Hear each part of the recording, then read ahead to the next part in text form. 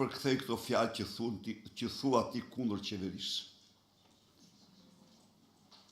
Aje kuptoj, bashkëbiseduesi i Albanës e kuptoj dhe por duhet të them në këtë kaq urrejtje dhe kaq paturpsira, por ajo është e pamposhtur, siç jeni ju të pamposhtura, siç keni faktuar vetë ju në 100 herë që jeni të pamposhtura. Dhe ata të cilët i lejojnë vetes sjellje të tilla dëshmojnë se ka një degradim të plot moral dhe absolutisht në historinë e këtij vendi kryeministër më mizogen as Shqipëria as Europa nuk ka patur se Edi Rama. Këtë ta kemi shumë të qartë. Ajo është simbol i mizogenizmit. Partia Demokratike është pafundësisht mirënjohëse nga jush. Dhe ju garanton që me përkushtim të madh do bëj gjithçka. Spari për barazim. Së dyti, për të krijuar hapësira dhe mundësitë ju të shpalosni të gjitha dhuntit tuaja, të gjithë guximin, të gjithë fuqinë, të gjithë forcën krijuese tuaj. Ne jemi një moment kritik, duhet ta pranojmë. Jemi një moment kritik ku regjimi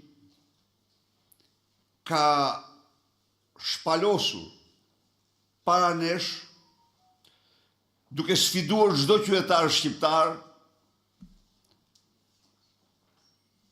egërsinë e pushtetit të tij. Ka vendosur të mbrojë vjedhjen e qytetarëve.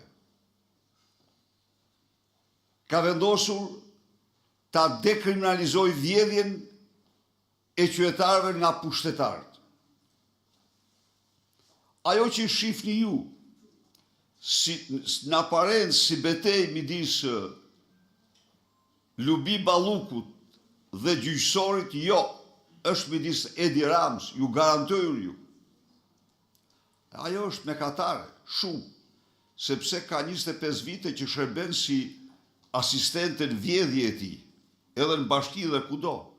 Po vjedhjet e mëdha i ka bërë Edi Rama, ligjet po i ndryshon për vete. Ndaj dhe në këtë kilometrin e fundit kërkohet forca e grave. Energjia e tyre, guximi i tyre, vendosmëria e tyre. Ne me një provë të vërtet. Ne kemi patur dalgën jo në anën tonë, por ne jemi vetë dalga. Ne u provuam se ne jemi dalga, dhe si e tillë ne do i tregojmë vendin dhe këtij regjimi. Nuk ka të ardhme. Ndaj dhe ju ftoj të vazhdojmë këtë betejë, këtë kryengritje paqësore, me të cilën ne do të denojmë për në kalendat e historisë regjimin më të keq që kanë patur shqiptarët në tërë historinë e tyre. Trashëgimia më shkëlqyre jonë, trashëgimia shpëtimtare jona, ka qenë familja shqiptare.